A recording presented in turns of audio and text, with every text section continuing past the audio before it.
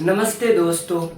आज हम बात करने वाले हैं पंजाब में आई भीषण बाढ़ की, जिसने हजारों लोगों की जिंदगी तबाह कर दी। ये सिर्फ प्राकृतिक आपदा नहीं बल्कि एक सरकारी लापरवाही का नतीजा है। सरकार कहती है जितने भी लोग मरे हैं उनके परिवार को 1 लाख रुपए दिया जाएगा।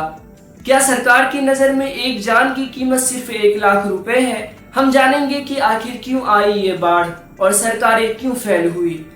आज हम सीधे राज्य एवं केंद्र सरकार से सवाल पूछेंगे, तो चलिए ढूंढते हैं आज की इस वीडियो में इन्हीं सवालों का जवाब। पंजाब में बाढ़ कोई नई बात नहीं है। 2019 और 2023 में भी ऐसे ही हालात थे, लेकिन सरकारों ने कोई सबक नहीं लिया। पंजाब की ज्योग्राफी ऐसी है कि यहाँ सतलज, व्यास और रावी नदियाँ बारिश के मौसम में उफान पर आ जाती है। ब्रिटिश एरा के बनाए ड्रेनेज सिस्टम आज भी इस्तेमाल हो रहे हैं, जो पूरी तरह बेकार है। क्या 75 सालों में सरकार एक अच्छा ड्रेनेज सिस्टम नहीं बना सकी? पंजाब सरकार के अनुसार 23 जिले और 1400 गांव बाढ़ की चपेट में आए हैं। 3.5 लाख एकड़ से ज्यादा फसल बर्बाद हो चुकी है। लेकिन सवाल ये है, क्या ये आंकड़े सही है? ग्राउंड रिपोर्ट्स बताती है कि नुकसान इससे कहीं ज्यादा हुआ है। पंजाब का ड्रेनेज सिस्टम पूरी तरह फेल हो गया है। नाले सालों से साफ नहीं हुए हैं, नदियों पर अवैध कब्जे हुए हैं और बाढ़ के पानी निकलने का कोई रास्ता नहीं बचा। ये कोई नई समस्या नहीं।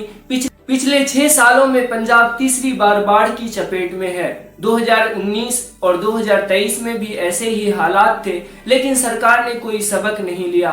क्या राज्य सरकार लोगों को हर साल ऐसे ही छोड़ देगी? भाखड़ा नांगल डैम के प्रबंधन में भी गड़बड़ी सामने आई है। मई में पंजाब सरकार इस बात पर उलझी हुई थी कि डैम का पानी हरियाणा और राजस्थान को दिया जाए या ना दिया जाए।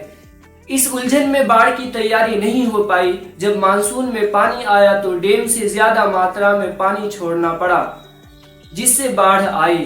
क्या ये मानवीय गलती नहीं है? पंजाब में हर साल फरवरी में बाढ़ की तैयारी की मीटिंग होती है, लेकिन इस साल ये मीटिंग जून में हुई। क्यों? क्योंकि आम आदमी पार्टी का ध्यान दिल्ली चुनाव पर था। केंद्र सरकार ने भी देरी से एनडीआरएफ की टीमें भेजी। राहुल गांधी ने पीएम मोदी से विशेष राहत पैकेज की अपील की, लेकिन अभी तक ठोस मदद नहीं पहुंची। क्या सरकार जनता से टैक्स के पैसे चुनाव लड़ने के लिए लेती है? लेकिन इन आंकड़ों और तस्वीरों से कहीं ज्यादा डरावनी थी इंसानी कहानियां। एक माँ अपने 2 बच्चों को गोद में लेकर राहत और मदद की ओर भाग रही थी। पीछे उसका टूटा हुआ घर पानी में डूब रहा था। एक किसान जिसने 20 गायों को पालने में सालों लगाए थे, रोते हुए कह रहा था, सब बह गया, अब मैं क्या करूंगा। छोटे बच्चे जिनकी कापियां, किताबें और खिलौने बाढ़ की पानी में बह गए, आज स्कूल छोड़कर मिट्टी पर बैठकर अपने घर का मलबा खंगाल रहे हैं। और बुजुर्ग जिनकी पूरी जिंदगी की पूंजी ईंटों और लकड़ी के उस घर में थी, आज खाली आंगन देखकर बहुत मायूस है। इन दृश्यों के बीच उम्मीद की कुछ किरणें भी नजर आई। एनडीआरएफ और सेना के जवान नावों और हेलीकॉप्टरों से हजारों लोगों को निकालकर सुरक्षित जगह पहुंचा रही थी। कुछ लोग पानी और खाना बांट रहे थे। गुरुद्वारों ने अपने दरवाजे खोल दिए। लंगर दिन रात चलता रहा। और सबसे बड़ी बात, आम लोग जो खुद परेशान थे, उन्होंने भी एक दूसरे का हाथ थाम कर ये जता दिया कि पंजाब की मिट्टी सिर्फ अनाज की नहीं, इंसानियत भी पैदा करती है। लेकिन सवाल ये है कि अगर मौसम विभाग ने अलर्ट पहले ही जारी किया था, तो फिर समय रहते हुए गांव को खाली क्यों नहीं कराया गया? डैम का पानी अचानक क्यों छोड़ा गया? और क्या वाकई सरकार का मुआवजा हर उस परिवार को पहुंचेगा जिसने सब कुछ खो दिया? ये बाढ़ सिर्फ एक प्राकृतिक आपदा नहीं थी, बल्कि एक सरकारी लापरवाही का नतीजा भी था।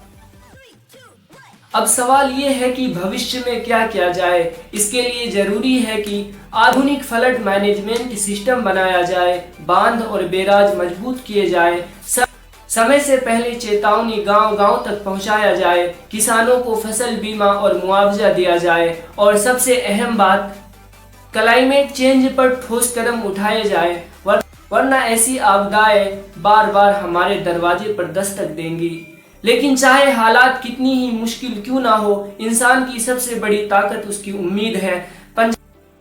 पंजाब के लोग टूटी हुई दीवारों को फिर से खड़ा कर लेंगे, बर्बाद खेतों में फिर से बीज बोएंगे, बच्चे फिर से स्कूल जाएंगे और ये धरती फिर से हरी भरी हो जाएगी। क्योंकि पंजाब सिर्फ एक जमीन का टुकड़ा नहीं है, ये जज्बे, मेहनत और जिंदगी का प्रतीक है। ये बाढ़ चाहे जितनी बड़ी रही हो, लेकिन ये पंजाब की आत्मा को तोड़ नहीं पाई, और यही इस कहानी का असली संदेश है। पानी सब कुछ बहा ले जा सकता है, इंसान की हिम्मत और उम्मीद को नहीं बहा ले जा सकता। जय हिंद दोस्तों।